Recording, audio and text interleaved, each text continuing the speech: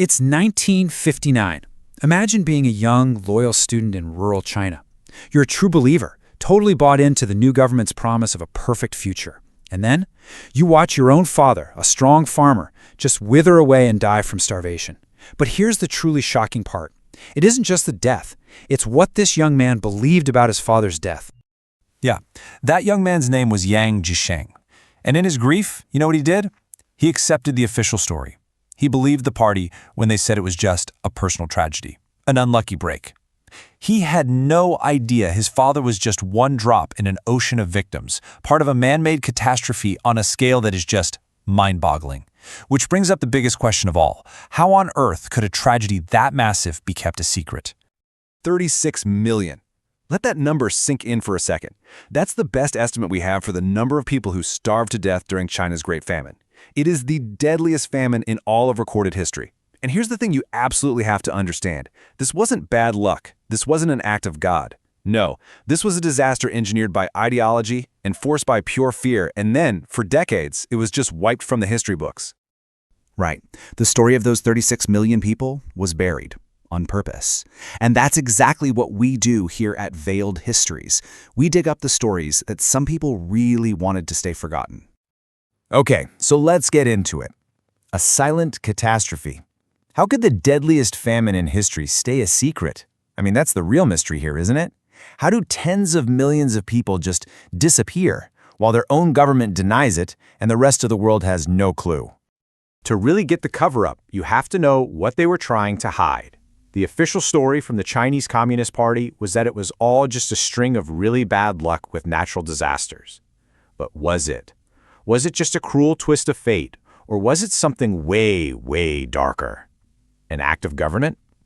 Well, the answer starts with a political campaign that has one of the most tragically ironic names you'll ever hear. The Great Leap Forward. This was the political campaign that literally turned fields into graveyards. Seriously, this was Chairman Mao's insane, ambitious plan to take China from a rural farming society and turn it into a modern, industrial, communist paradise. And he wanted to do it, like, overnight.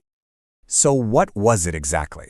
It was this massive campaign that ran from 1958 to 62 to basically speed-run industrialization and jump straight to pure communism. The goal was to literally produce more steel than the United Kingdom. It was all about building this incredible utopia, but the very policies they used to do it, well, they turned out to be a blueprint for an absolute nightmare. And this is how it all went so wrong. First, they abolished all private land. Your little family garden?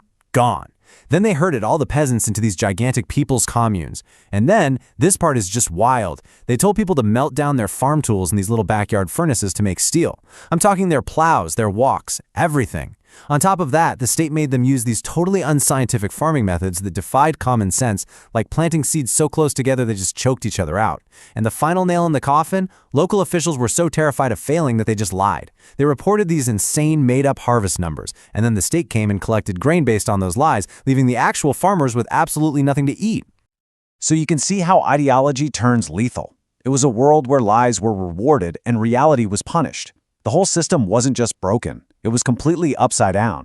It created this total fantasy land where telling bigger and bigger lies was seen as being a good revolutionary, while speaking the truth, well, that was treated like treason. And the state media was just pumping out propaganda 24/7. You had stuff like this poem.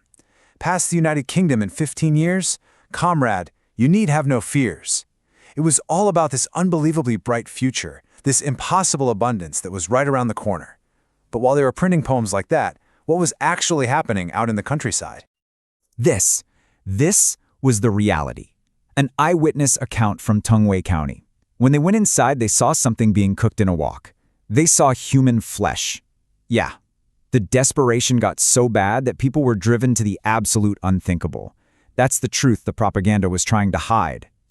I mean, look at this. You basically had two different Chinas existing at the same time. The official claim? Record-breaking harvests. But on the ground, the state was seizing all the grain and peasants were starving.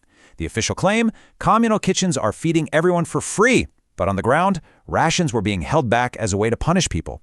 The government was saying, we're entering a communist utopia. And the reality was, tens of millions of people were dead. The entire system, you see, it was designed to do one thing: silence the truth. It was a machine built to let this horror happen in the dark. And here on Veiled Histories, well, we think it's our job to shine a light on how that machine worked. And look, if you believe these kinds of veiled histories just have to be told, then you can actually help us tell them. The best way to do that is to like this, subscribe to the channel, and make sure you ring that bell. It really does help get these stories, the ones that were supposed to be forgotten, out into the light. All right, so let's get into the mechanics of the cover-up. The system of silence. How did the state actually manufacture this thing? How do you hide 36 million deaths? It wasn't simple. It was a complex and totally ruthless system. So here's the machinery of deceit, step by step. First, you force officials to report lies, to exaggerate how much grain they had, all to please their bosses up the chain. Step 2, you punish the truth. Anyone brave enough to say, hey, people are starving here, was immediately labeled an enemy of the state and purged, disappeared. Third, you isolate the victims.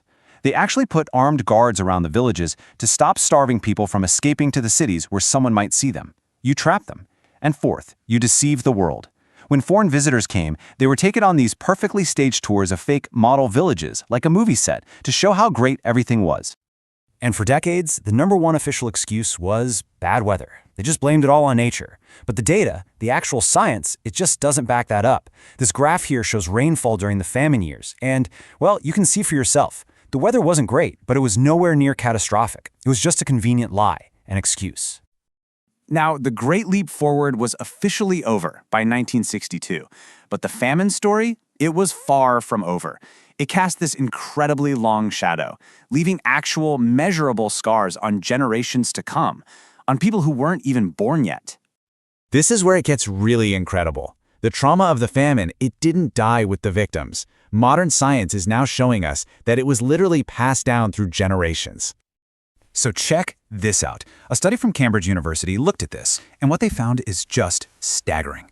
If your father was in the womb during the famine years, you, the second generation, are more likely to have health problems and be at an economic disadvantage. And it doesn't even stop there. Some of those effects actually persist into the third generation. So this isn't just history we're talking about. It's a biological echo practically written into the genes of families today. And this trauma didn't just scar the people, it scarred the politics of the entire country. It's why, even today, food security is a national obsession in China. They will never let that happen again. But it also gives you this really chilling context for why that system of crushing dissent and controlling information is still very much in place. And that brings us full circle, right back to that young man, young Ji-Sing. He actually grew up, became a journalist, and spent decades secretly investigating what really happened to his father. He's the one who uncovered the full truth and wrote the definitive, and of course banned, history of the famine. His very personal story became the story of his entire nation. And it leaves us with a really heavy question, one that's just as relevant today as it was then. When history is buried, who really pays the price?